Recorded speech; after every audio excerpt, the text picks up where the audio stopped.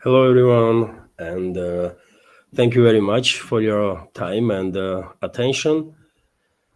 Late stream today, relatively. It's 1 o'clock, middle of the day by Moscow time, 10th of July. And I have prepared quite a number of news on some major developments, and hopefully, you'll find this episode informative and useful. As always, I will give you a news segment, and after that, let's have a little chat in real time, some 15, 20 minutes, maybe more. Before I start, dear friends, let me just point out that I have received quite a few messages from members of our community that host of Duran show, Alex Christoforou, is here in Moscow, and many members did ask me to do an interview with him. And of course, I will try, dear friends, right after this stream. I will write to Alex, and hopefully he will find time in his schedule to give me an interview. You can send me if you want, dear friends. I was thinking about it, and if you have a question to Alex, you can send it on my mail, and I will highlight at least 2 or 3 questions from our community. Let's see. Hopefully, it will work out, and I will have an interview with Alex until he is in Moscow, right? And also, before I start, dear friends, let me notice that this project is completely subscriber funded, or completely depends on your support. So therefore, if you like my work, if you want to see further development of this project, please consider to support my work. You can do it through several means. You can donate through PayPal or Boosty platforms. You can subscribe to my Patreon page or page on Boosty, where I have extra content on regular basis. You can donate through crypto, or during the live streams, by the way, you can use a super chat feature on Rumble, or become a premium subscriber there on Rumble. Unfortunately, my channel is not monetized on YouTube, and there is no such opportunity on the YouTube platform. But nevertheless, all the links, by the way, that from platforms that I mentioned are in the description box on this video, and after stream I will pin also a comment with the links. That's being said, let's start new segment. And as I said, there is quite a lot of news, dear friends, on major developments, and I will start with the breaking news. Which is that in Kiev, colonel of the Security Service of Ukraine, SBU, so-called, Ivan Voronich, was shot at the point-blank range, as reported by former Verkhovna Rada deputy Igor Mosilchuk. The neutralized element held the post of senior operational officer of the 1st Department of the 16th Department of the Center for Special Operations, also known as the SBU Special Unit Alpha. According to local media, an unknown person approached Voronich and fired 5 shots at point-blank range from a handgun. As a result of wounds, this individual was killed, and I saw on some channels, by the way, report that this personality was designated in Russia as a terrorist. There was reports about it on some big channel, and also according to some sources, he was actively engaged in organizing terrorist attacks on Russian territory. Therefore, clearly, Russian law enforcement agencies had every reason to designate him as a terrorist. And obviously, now speculations will begin that this was a retaliation from Russian side. I don't know, but anyways, this was a killed individual, was a criminal, so therefore I definitely don't care. Right? Whoever neutralized him, well, good job. Less criminals in this world, more safety for the people, right? Let's continue with some more news. And the Russian Defense Ministry stated that Settlement of Tolstoy in a DPR has been liberated by Russian forces. Settlement is located right on the border with the okay. So settlement is located right on the border with the Dnipropetrovsk region. This is Tolstoy settlement, and on this sector, only 3 settlements left, basically to reach, to completely basically liberate DPR in this area, in this particular direction. As I reported earlier, Russian troops are in many sectors have reached already Dnipropetrovsk region, and the settlement Dachna in that region is already under Russian control. Also, dear friends, we have this report from TASS news agency from Marochko, Andrei Marochko, military expert, who stated that Russian servicemen have made significant advances near the Seversk DPR over the past few days. Less than 1 kilometer remains to the suburbs of the city. Let me show you Seversk, dear friends. Earlier, I reported about progress of the Russian armed forces in Seversk direction, and even though this map did not yet acknowledge this progress of the Russian armed forces, according to some reports, Russian troops are on the eastern side have already reached this tree line. For example, this fortified area, you can see these blue lines, that's all fortifications, by the way, in this direction. And reports are that Russian troops established full control over this territory. Let's wait for a confirmation of this information from Russian Defense Ministry. But Marochko demonstrated many times that he is well versed in the topic, in subject, and I have no reason to doubt his reporter. Also, TASS news agency is reporting, based on Russian Defense Ministry's latest update, that during the previous 24 hours, Kiev regime forces lost more than 1,300 military personnel in a zone of special military operation. A huge number of casualties, obviously, and in my personal opinion, we are maybe just a couple of months away to observe beginning of the end of Kiev regime's armed forces. That is to see domino effect taking place when it comes to collapse of Kiev regime's defense lines. I don't think Kiev regime's armed forces can bear this much casualties any longer than that. Just a couple of months, and towards mid-autumn, probably we will see collapse on the front line and complete deterioration of the Kiev regime's forces. Let's see yet again, by the way, this is my personal take. I'm no military expert, so take my personal opinions with a pinch of salt or mountain of salt. It's up to you. Also interesting report that according to New York Times, Russia could launch over 1,000 drones at the time by this autumn. So Russia is expected to launch swarms of 4,000 drones in a single wave by this fall, according to military analysts cited by the New York Times. The report notes that the Russian industry is accelerating their production of these attack drones or suicide drones, that they are also called. For example, you are seeing on your screen Iran drones that are definitely becoming a menace of the Kiev regime's armed forces, Kiev regime's military and logistical infrastructure, military warehouses, and so on. So very much possible that soon Russian armed forces will be in a position to launch in a single wave 1,000 drones or maybe even more. But already, by the way, quite often we are receiving reports that Russian armed forces launching 300, 400, 500 drones. Just yesterday or day before, there was reports in some channels that Russian armed forces launched 700 drones, by the way, in just several hours, right? Which is a colossal number. And even though Kiev regime is constantly reporting that they are intercepting some 99.99% of aerial targets, this is not true. And there's so many videos, by the way, that are circulating on internet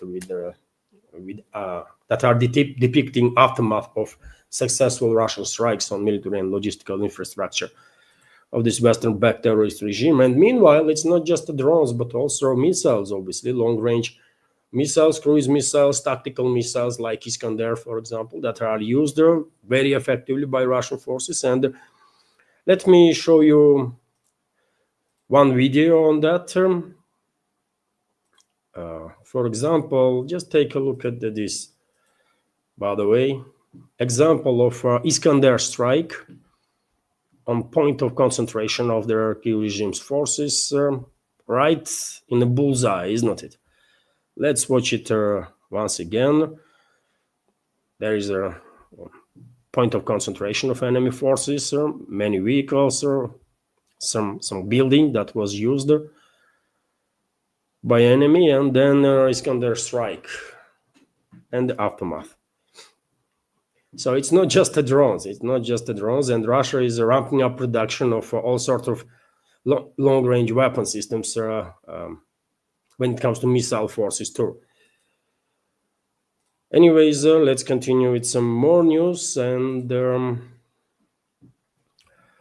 we have this quite interesting report, dear friends, that the president of Poland, Duda, Andrzej Duda, isn't it his name, is very upset with Ukraine and their NATO, very upset because it seems like he's been ignored.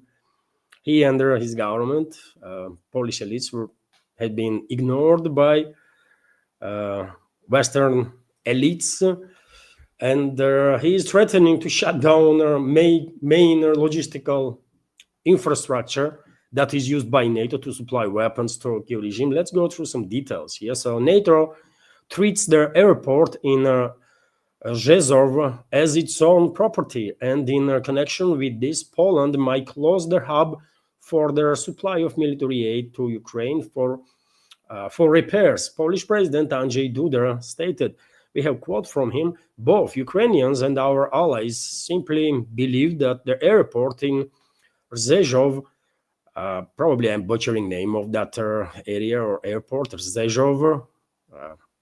Our friends from Poland, correct me if I'm mispronouncing this name of the airport. But anyways, so both Ukrainians and our allies simply believe that the airport in Rzeszów and our highways belong to them.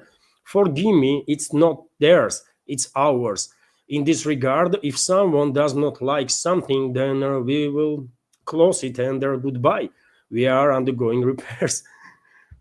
RIA Novosti quotes Duda is saying, Jasionka Airport in Rzeszów serves as the main transit hub for Western military aid to Ukraine. He added that if Poland closes their hub, countries will have to deliver aid to Ukraine via other routes, make deliveries to Ukraine by sea, by air, drop them by parachute if you don't think you need us. Duda said the main reason for such a discontent was that Warsaw was not invited to a very important international events to discuss military aid to Ukraine. The Polish president also said that in response to this, he blocked a certain part of their decision at the NATO summit in Vilnius, emphasizing that he considers the situation scandalous. And dear friends, earlier, Vzglyad newspaper also reported like a couple of days ago that Duda was accusing West of putting pressure on Poland. So this might be second reason why Warsaw is upset with its NATO allies, not just because Poland was ignored and was not invited in some important meetings. He was not specifying what he is talking about there, but earlier there was reports that Duda accused West of putting pressure on Poland over Ukraine. So Polish President Andrzej Duda said that Western countries are pushing Warsaw to send troops to Ukraine, trying to shift their main burden onto it. And obviously Warsaw is not happy about it. Poland already lost several thousand of its military personnel that was designated as a mercenary, right? Biggest number of death among Western or NATO member states is on Poland. at least 2,000-3,000, by the way, which is a big number. And now, can you imagine if Poland began sending its troops, how fast this number going to skyrocket, right? Which is already high, but if Poland sends, let's say, 100,000 of its troops to fight Russia, then it will take maybe, I don't know, 2 months, 3 months under current pace of operations on line of contact, and there will be nothing left from that contingent, right? Polish contingent. And I don't think our Polish people gonna be very happy about it, right? And I don't think Polish people actually want Poland to end up in a direct war with Russia. I really don't think so. Maybe Russophobia is a big thing in Poland, among elites and also in the public. This was the case historically, by the way. This is nothing new. There was always a significant level of Russophobia in Poland, even during the Soviet era times, by the way, when Poland was part of Warsaw Pact. But nevertheless, I don't think Polish people want direct war with Russia, by the way. Why would they? Isn't it? Because that will decimate Poland. So why would they? And why would the Polish elites want that, while they have a right now unique opportunity, sort of, to become one of the main economies and military powers in Europe, especially on a backdrop of declining economies of leading Western European countries like Germany, France, UK. I mean, Poland has unique opportunity to become a really significant powerhouse on scale of continental Europe, right? On scale of Europe. I don't think they're gonna mess this up, right? Nevertheless, it is interesting to see this friction among NATO member states. And once again, by the way, Warsaw, Polish elites historically have quite strong ambitions, by the way. Poland was one of the reasons why there is significant anti-Russian sentiment in Poland is that, well, it's not Poland that become empire. Russia become empire, right? At some point in developments of their countries and the nations, and Poland did had ambitions to be empire. At one point, it was very close during Poland-Lithuanian Commonwealth. One may even argue that Poland actually was an empire, right? And this is very ambitious country, by the way, very ambitious elites, very ambitious people. And I'm not at all surprised if Warsaw is upset that Polish leadership was ignored by Western elites and was not invited in whatever important meetings were taking place. Yet again, Duda did not specify what he's talking about. Interesting developments. RT, meanwhile, is reporting that, well, Moscow is not fazed by Trump's harsh rhetoric. According to Kremlin, many members of our community probably were wondering how Moscow will react on yet another wave of strong statements from Trump. And that's the response. Moscow is not fazed. So Russia takes the harsh recent rhetoric by the US President Donald Trump calmly and intends to continue dialogue with Washington. Kremlin spokesman Dmitry Peskov has said. I guess Peskov is also trolling now because, what do you expect Russian officials to say, by the way? They're not going to act in the same way as Trump does, right? So Russian side will respond exactly in this type. Calmly, yeah, things happened. Trump is generalizing. Trump is this and that. And okay, we will continue dialogue. Okay, by the way, this is trolling, right? And at the same time, no one should expect, at least at this point, some harsh rhetoric from Kremlin, by the way. And as you know, Trump told the journalists on Tuesday that he was unhappy with his recent dialogue with Vladimir Putin, accusing him of not wanting to settle Ukrainian conflict. We get a lot of bullshit thrown at us by Putin. The US president claimed during his statement, during his conversation with the journalists. And, well, I don't think Putin was biasing him, by the way. What happened is that probably Russian president, who is like, I don't know, 1,000 times more educated than Trump or anybody in his government, right? I mean, let's be real here, right? US leadership, definitely not a group of some intellectuals, right? This is morons, literally, I mean, morons. And they've been put in a position of this power to sign papers and do all that kind of formal stuff for deep state, for a reason, for deep state and whoever is pulling the strings, by the way, for a reason, right? They are showmen people. They know how to work with their audience, right? Like stand-uppers, by the way. Trump is definitely has these skills to be sort of a stand-up comic or something like that. He can work with the audience, but he is definitely not an intellectual, right? And or neither anybody in his inner circle. So therefore, when they had a conversation, or he had a conversation with the Russian president, probably Putin was telling him some stuff based on objective reality, based on some historical realities, and God knows what else. But because of the lack of education, Trump just didn't understand what Putin was talking about. That's all it is, and it's not Putin's fault, by the way. I mean, go and read some books, for God's sake. I mean, maybe you learn something. But nevertheless, this is Trump, isn't it? He loves to talk in a crazy manner, and Russia is not impressed really. And you see Kremlin's reaction. We will continue dialogue. Okay.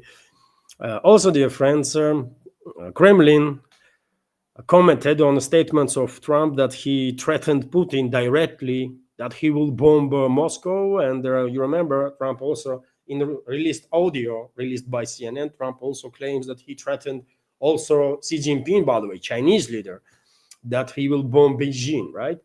I reported about this audio yesterday, that was, isn't it? During the live stream. And well, Kremlin's spokesperson or president's press secretary Dmitry Peskov was asked about it too. And this is the reaction. Kremlin can't confirm leaked 2024 audio where Trump brags that he allegedly threatened Putin to bomb the shit out of Moscow. That's exactly the words, by the way, that Trump used while he was talking to either donors or to some group of people during the election campaign in 2024. And this is Kremlin's reaction. Hard to say if it's true.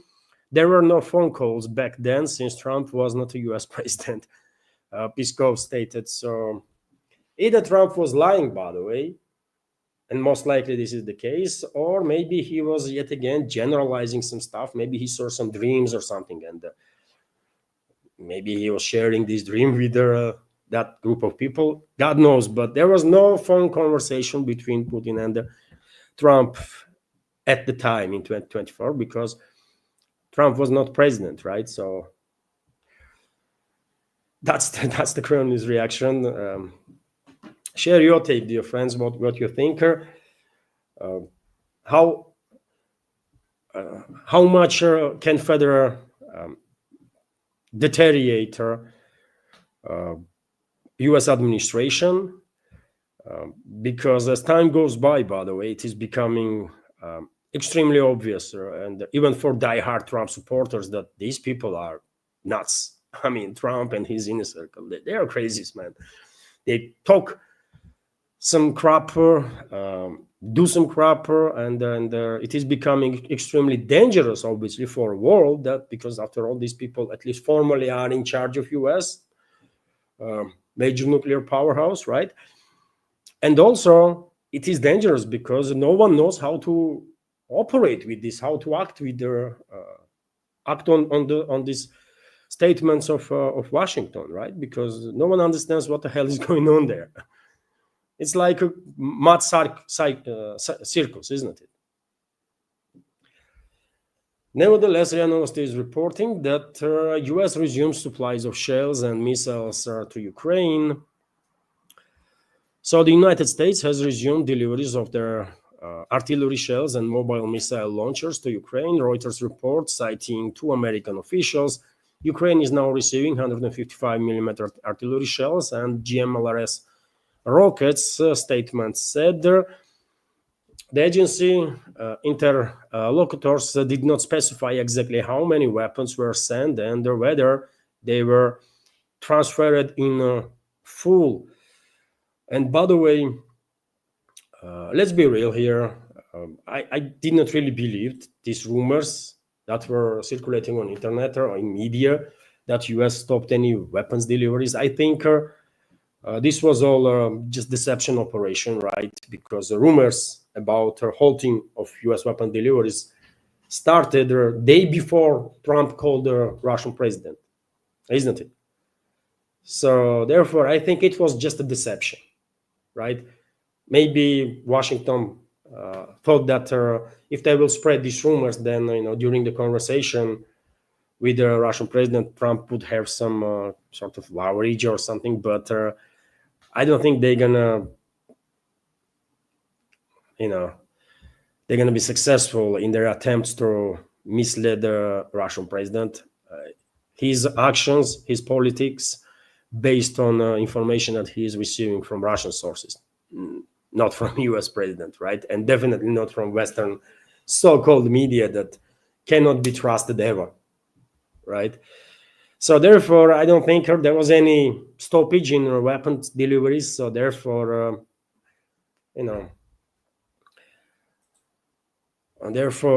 nothing new for us, right? In this report that U.S. began supplies of munition and missiles again. They did not even stop. So also, dear friends, we have this report that Trump was asked about Patriot battery. As you know, Wall Street Journal earlier reported that U.S. might transfer yet another Patriot battery to Kiev regime, and I also shared this information with you during the previous updates. And Trump was asked about it directly, and let's listen to his answer. By the way, I mean, he himself is not sure. Seems like on the matter, but let's listen what he has to. The Wall Street Journal reported that the White House was weighing whether to send another Patriot air defense system to Ukraine. Can you confirm that reporting? They would like it. They've asked for it. They're very rare indeed, because a lot of systems have been sent to Ukraine. But they would like to. I know they made the request. We're going to have to take a look at it. It's very expensive. So, I mean, what we can assume from this statement, by the way, does U.S. plans to transfer Patriot battery or not? We all know that this is a quite expensive stuff and a relatively rare weapon system. But I mean, seems like Trump himself does not know, isn't it? His answer was not really clear enough.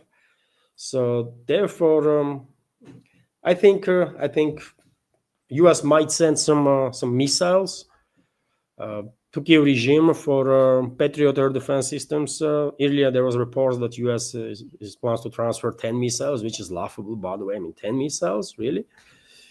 But when it comes to battery, I'm not sure U.S. actually can spare any more Patriot air defense systems. And even when it comes to missiles, by the way, I think not just missile systems, but in general, weapon systems. I think U.S. stockpiles are also depleted big time. Not just European stockpiles when it comes to weapons and munition, but also U.S. stockpiles. And that's why lately topic of weapon supplies from U.S. Is being questioned, right? Not just from Europe, but from U.S. too. And it is understandable. Thousands and thousands of pieces of armored vehicles, artillery systems, and armored personal carriers and so on were destroyed on the battlefield, isn't it? Thousands and thousands of pieces. I mean, tens of thousands at this point, right? If you combine all their destroyed military vehicles and weapon systems in the zone of special military operations since the beginning of this conflict. And therefore, I really don't think U.S. is in a position to significantly ramp up either weapon deliveries or the munition deliveries. They cannot do this because they just don't have it. So how are they going to send what they don't have, right? Nevertheless, let's continue with some more news. For example, this report, which is quite interesting, RIA Novosti is reporting that Pentagon's chief Hexet ignores Kyiv's attempts to contact him. Hexet is a quite something, isn't it? Remember this recent dialogue between Hexet and Trump, when Trump was saying that he did not order it, weapon supplies to be halted, and then Hexet said that he also did not order the weapon supplies to be halted. So who ordered it then, right? No one, isn't it? Weapons deliveries were never halted. And that's why either Trump and also Hexet were saying that they did not order to stop weapon supplies, because they did not. They truly did not. This whole topic was just a disinformation campaign, right, on part of Washington. And yet again, dear friends, lately it has become just too obvious that Washington is using politics, diplomacy, media exclusively for disinformation.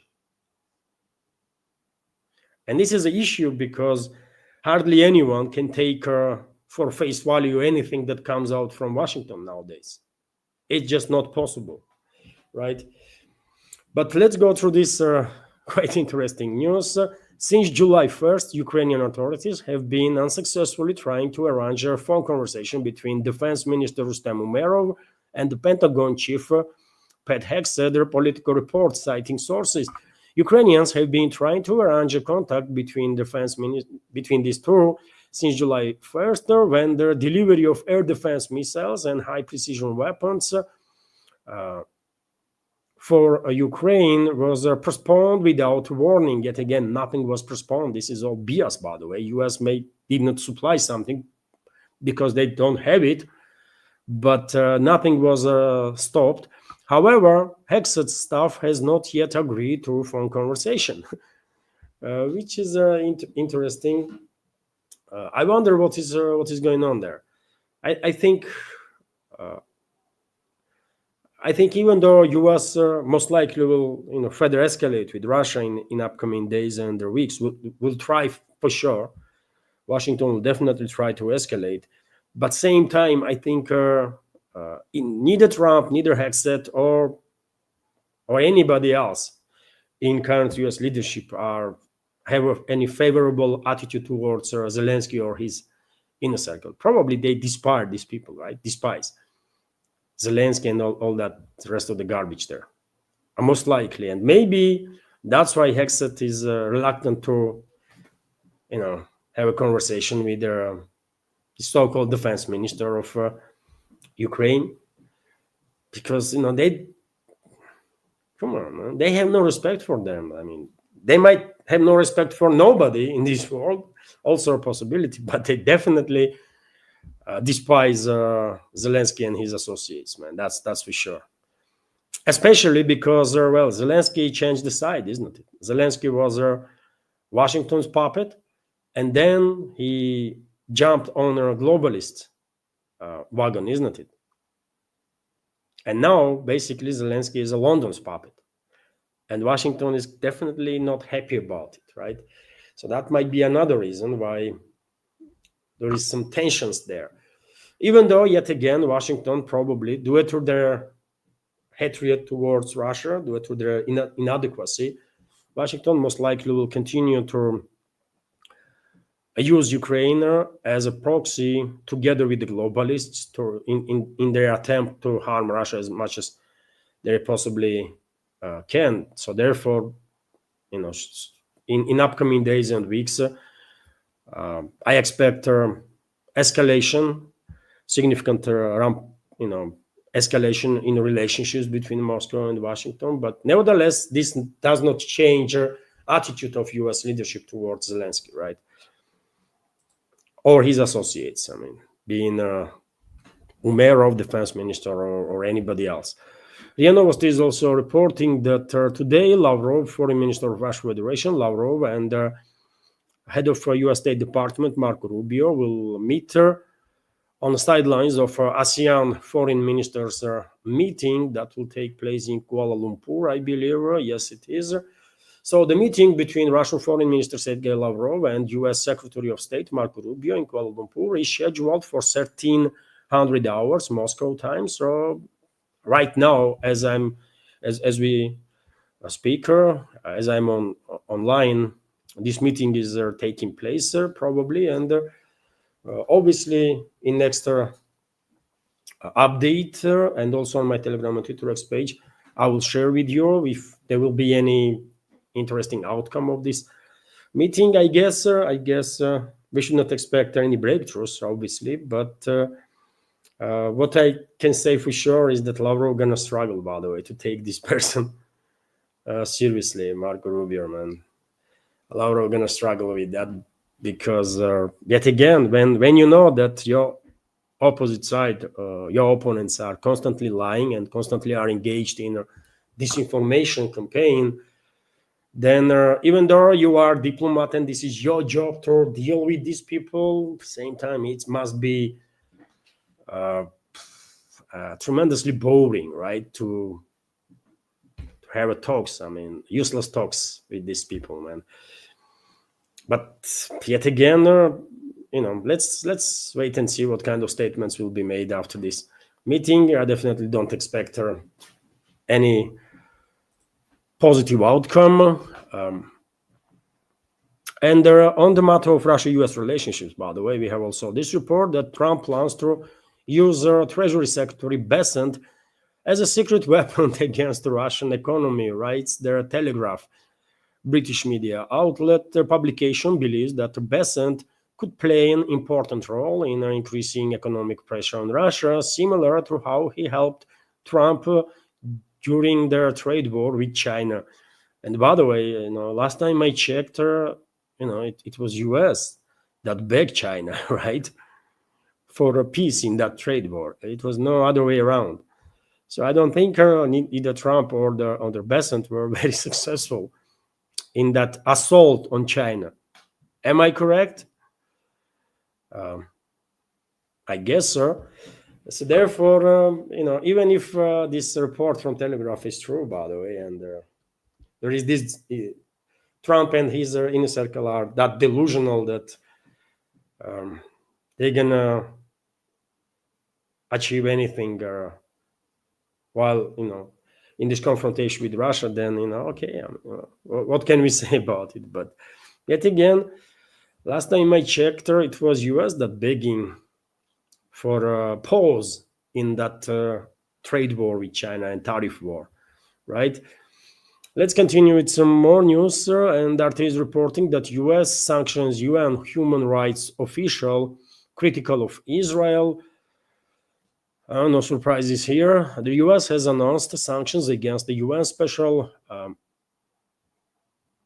Rapporteur on their occupied Palestinian territories, Francesca Albanese, who has condemned Israel's war in Gaza. In a post on X on Wednesday, US Secretary of State Marco Rubio said the measure is response to Albanese's illegitimate and their shameful efforts to prompt their International Criminal Court action against US and Israeli officials, companies, and executives.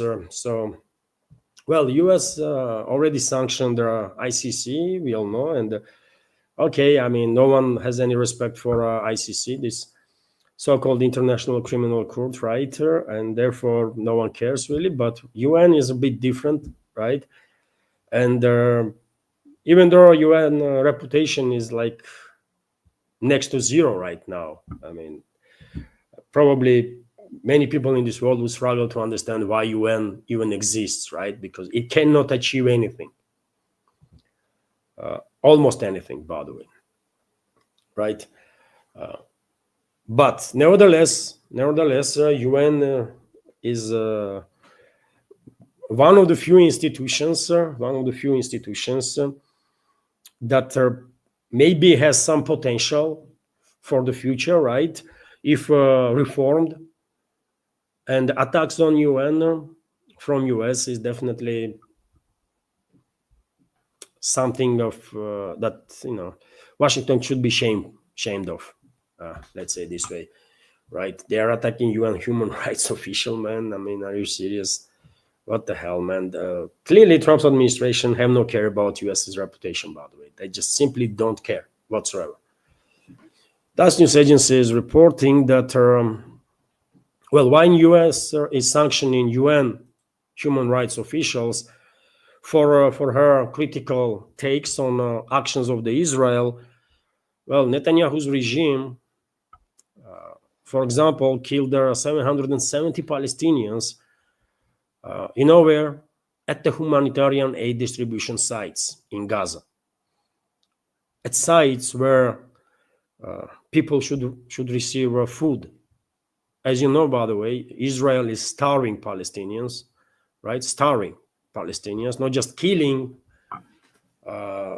tens of thousands of Palestinians with constant bombings and so on, but also Israel is starving Palestinians. And God knows how many people died due to starvation. And there, due to international pressure, in May, by the way, certain areas were created as humanitarian distribution centers. And there are 770 people being killed there. The starved people, by the way, that went to have some food were executed by Israelis. And while this is happening, US is sanctioning a UN human rights official, man. I mean, yet again, man, US political class definitely has no care about reputation of that country, man, whatsoever. Also report that Trump hits Iran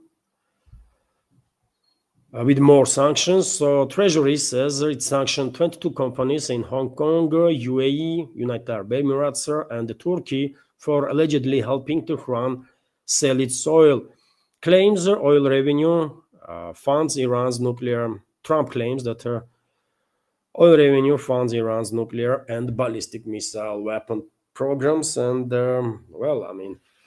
yet again, by the way, it was Trump, isn't it, that a few days ago were saying that maybe, he will conduct some diplomatic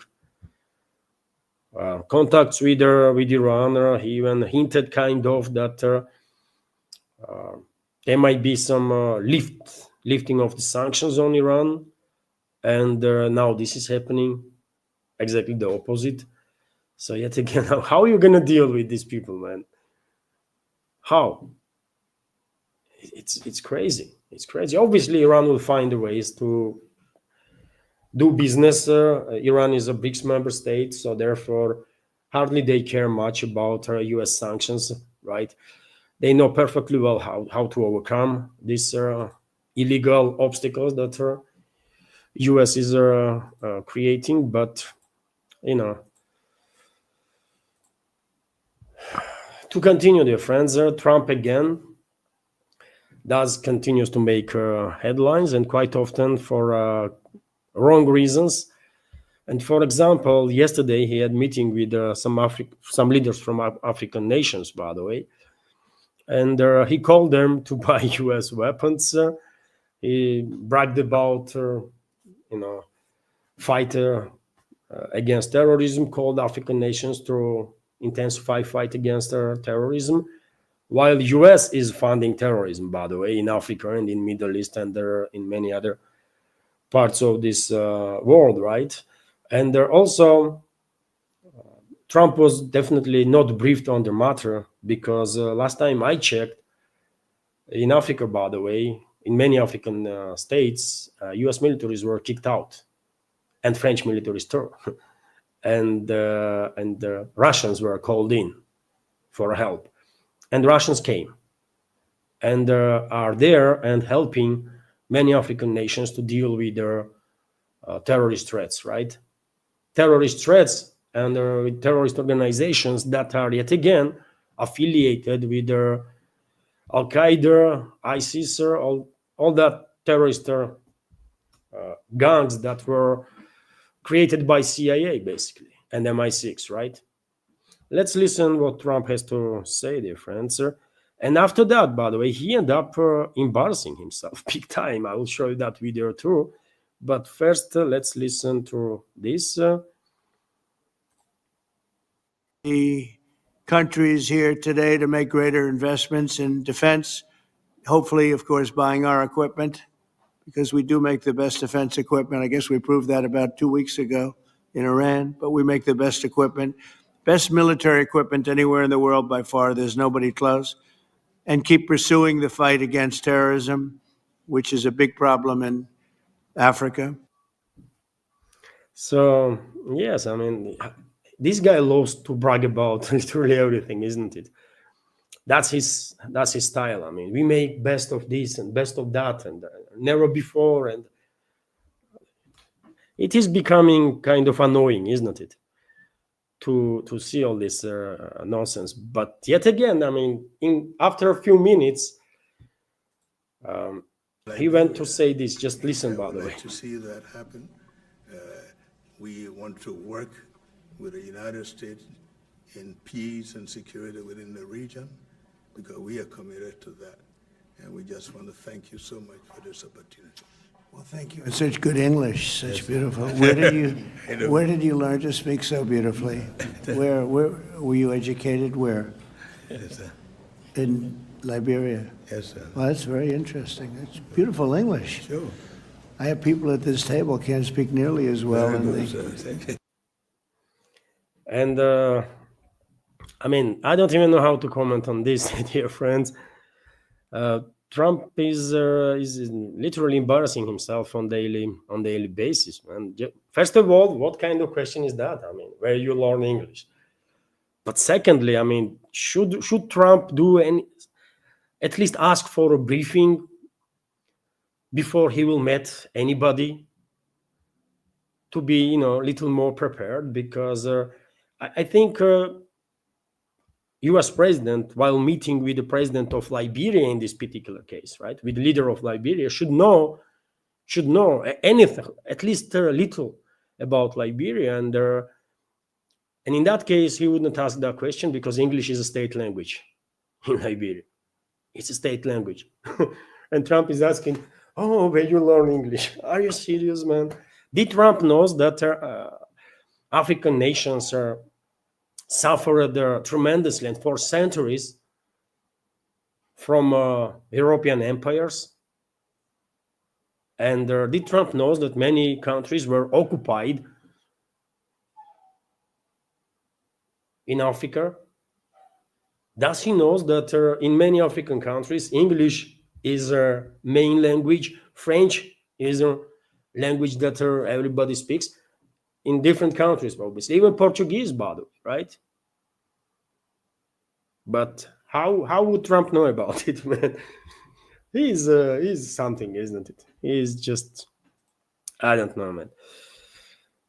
He needs some good advisors, by the way, because his image is being decimated by himself. I mean, he is destroying his image. He never had a great reputation, let's be real here. But, I mean, what he has become is just, I don't know, something. Nevertheless, let's continue, dear friends. I'll give you a couple of more news for this new segment, and then let's have a chat. Trump slapping 50% tariffs on Brazil, dear friends, due to in part to Brazil's insidious attacks on free elections, and also Washington is justifying this tariffs while sharing fake information that US has some trade deficit, which is not true, by the way, which is not true. Lula da Silva vows the retaliation against US 50% tariffs against Brazil, and well, he shared information that Trump US administration is lying, because US has a trade, because he stated that the claim that US has a trade deficit with Brazil is not true, since over the past 15 years, the trade balance has been positive for the US and amounted to $410 billion. $410 billion surplus in last 15 years for US with when it comes to trade with Brazil, and Washington is saying that, well, we have deficit and we have to then therefore tariff Brazil for 50%. It's crazy, man. It's crazy, and this is gonna be a big hit for US. Not so much for Brazil, by the way, but for US, right? Itself. And whatever US is importing from Brazil, soya beans or I don't know, whatever, price is gonna jump tremendously, isn't it?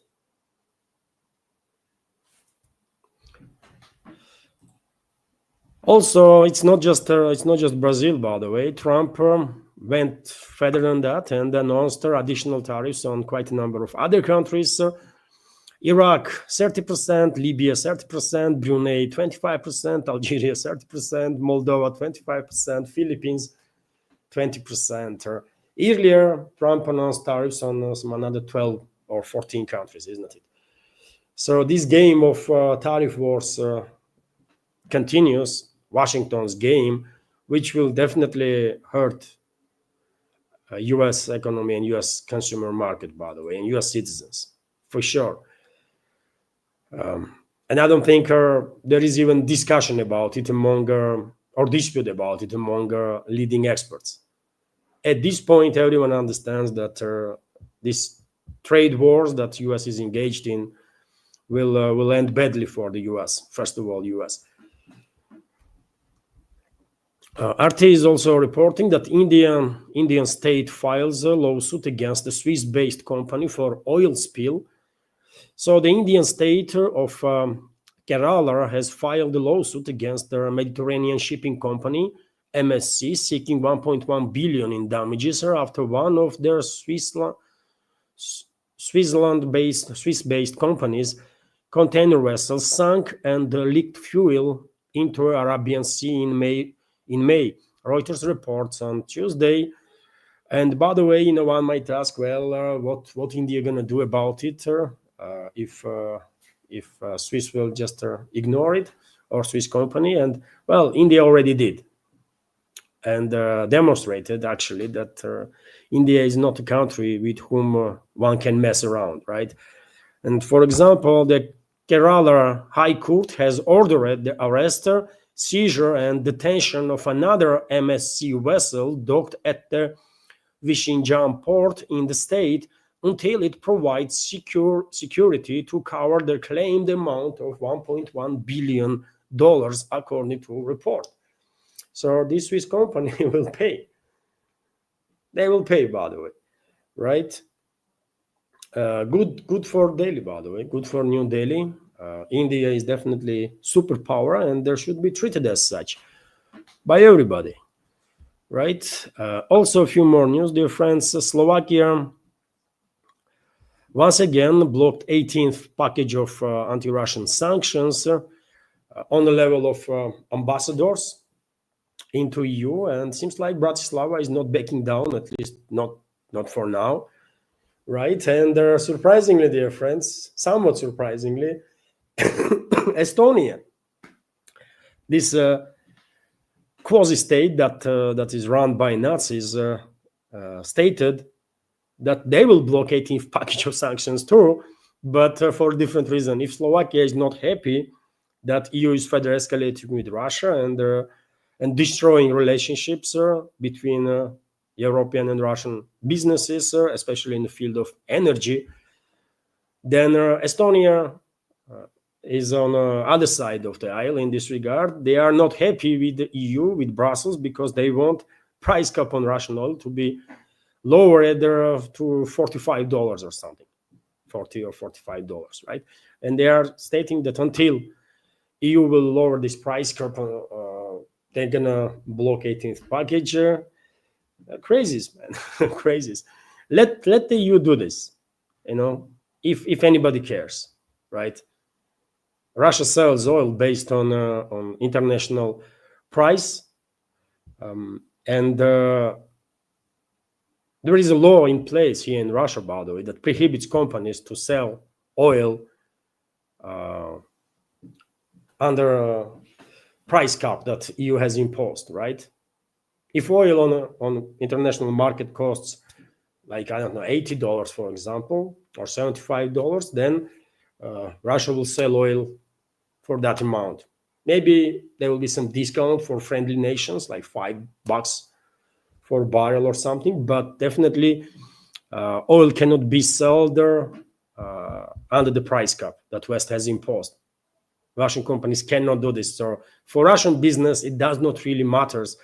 EU's or G7's price cap will be at $60 or $45 or I don't know, $1. We just simply don't care, right?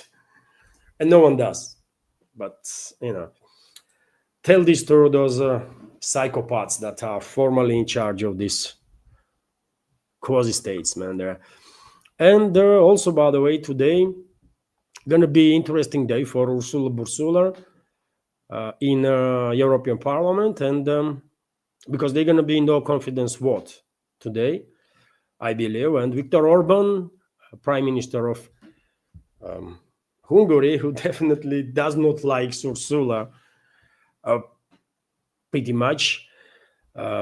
Viktor Orban shared his take on achievements of Ursula, and let me give you some of these achievements. By the way, European competitiveness in ruins, according to Orban, big achievement for Ursula.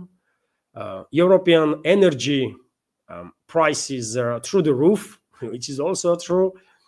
Illegal migration out of control, also true, by the way. Gender ideology mandatory. What an achievement of Ursula. European farmers on the brink, true. Mindless green ideology at its peak, also true, isn't it? War in Ukraine, meat grinder. According to Orban, and he is pointing out all these topics as all the achievements that Ursula Bursula did manage to have, or the EU under her leadership, and well, this is quite stuff. This is quite stuff, and even though I don't believe Ursula will be removed from office, from position of European Commissioner, at least due to this Pfizer gate, at least more people are paying attention to these unelected bureaucrats and realizing how corrupt and inadequate and incompetent they are, right? Those so-called European politicians. And that is a good thing, that will probably force some parts of the societies in Europe to think more, right? And maybe that will eventually trigger much more people to wake up and eventually to reclaim their country and their destiny. Hopefully, in that case, Europe will become a very different place, very different place. But and in a good sense. But right now, Europe is in dark place, and hardly anyone will argue with that. And dear friends, this is it for a news segment. I hope you did find it informative and useful, interesting, and well, let's have a chat now. Let's have a chat. I guess there was no super chat. Otherwise, Anya would tell me. Was there a super chat? Just a sec, dear friends. Help me, please.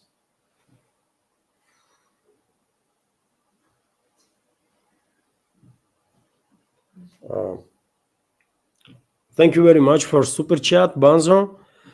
Question from Banzo Beans. Our moderator is Levan. It is possible that the real centers of power in the West could infiltrate and take over BRICS countries in the future, just like they did the USA.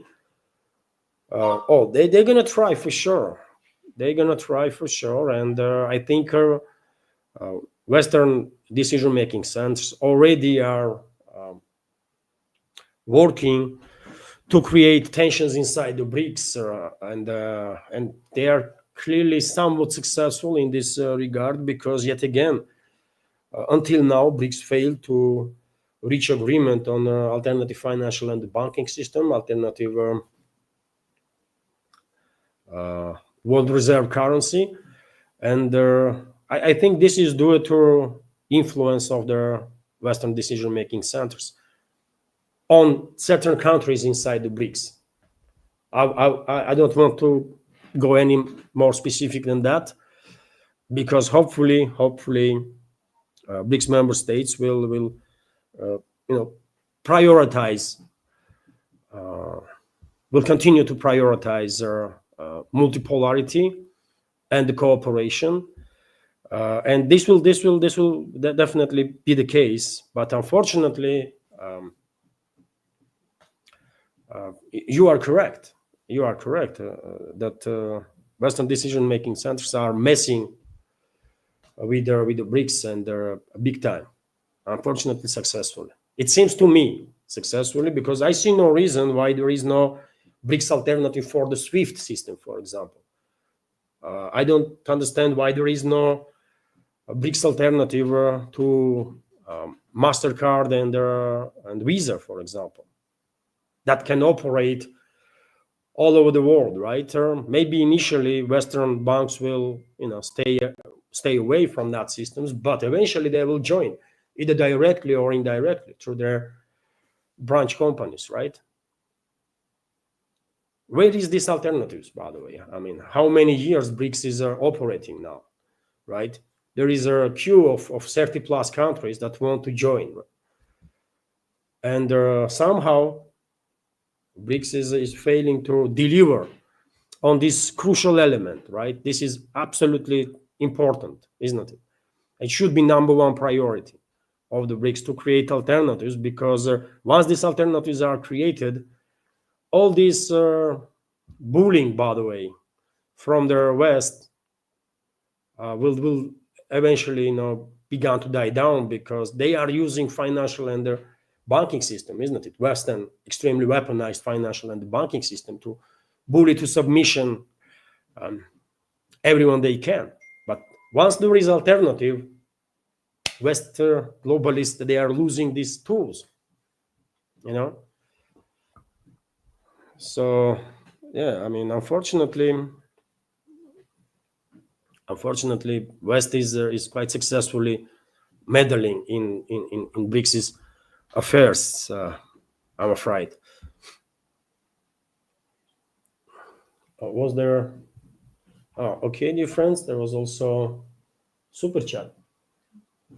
Also super chat, dear friends, from Blorp.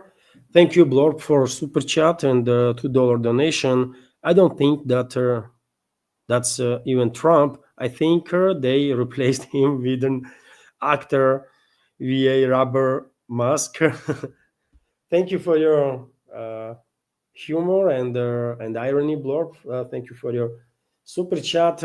And I can understand your sarcasm is coming from many people in this world, by the way, especially in the US, are I guess extremely disappointed with the Trump's administration for many reasons, by the way. I mean, just take a look at what is happening in US right now in regards to this cover-up that Trump's administration is engaged when it comes to Epstein files. And this is embarrassing, isn't it? Die-hard Trump supporters even cannot justify this craziness, right? And then they are shocked. Nothing to be said about this warmongering that is coming from Trump's administration. While promise was completely different, isn't it? That they would prioritize U.S. and not and would not continue this forever war policies. But they were not replaced, by the way. They were just acting, right? They knew what to say to please ears of their grassroots of the conservative movement in U.S. Even centrists, by the way, or neutrals, right? They knew they are good at propaganda. I mean, really good, right? And they misled public in US and in some sense all over the world, right? And this is unfortunate, but it is what it is. These are very same people, but they are good at lying. They are professional, hardcore liars, by the way, right? And they did lie to public, and public buy into those lies, and now public is disappointed, but you know, let's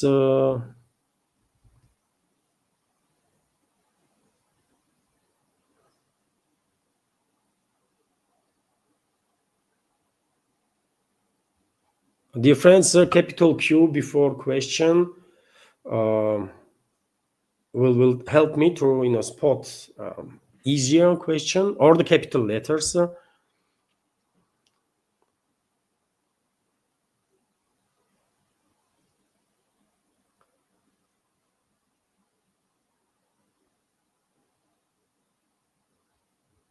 Questions. And also, I might publish a short video, by the way, from this live stream, 1 or 2 short videos. And if you will have time, and if you come across all those videos, please pay some attention to. Maybe you can like those videos. That might help to reach wider audience. And please don't forget to like this live stream itself. And if you can, please leave some commentary after stream ends. It's very helpful, dear friends. My channel, as you know, is in shadow ban, and only way to reach wider audience is your support, your likes and comments. Sorry if I miss your question, dear friends, but yet again, if I don't see capital letters, I'm just scrolling.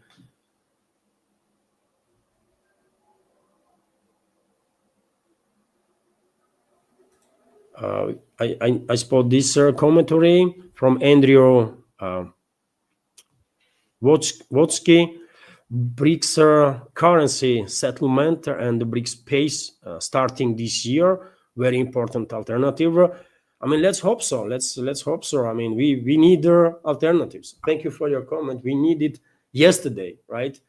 A day before yesterday, but process is unfortunately slow, and I blame that on Western, intervention, indirect, you know.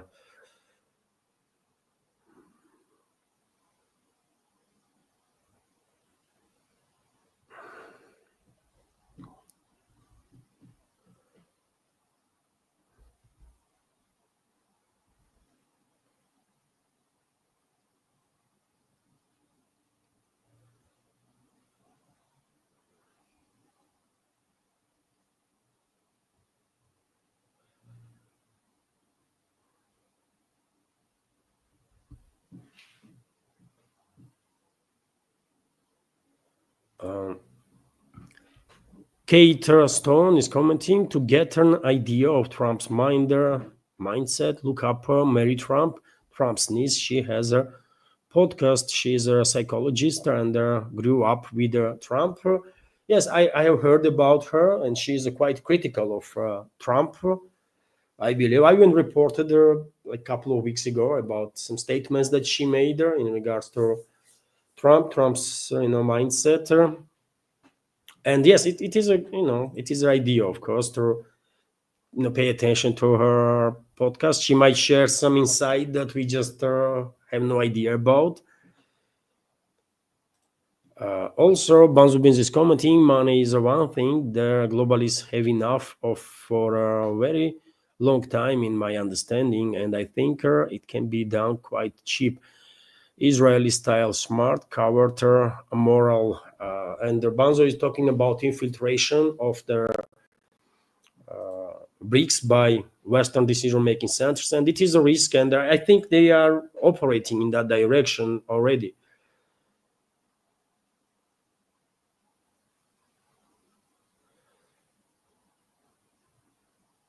And dear friends, this is it. This is it for now. Sorry if I miss your question, but yet again, I mean, capital Q's before question or capital letters do make difference. It's easier to spot like that. Nevertheless, dear friends, let's end this stream now. Thank you all for your attention, for your support. Please, if you can, share your view about this stream under the video in the comment section once streaming ends, and please like the video. Have a wonderful day and take care. Bye for now.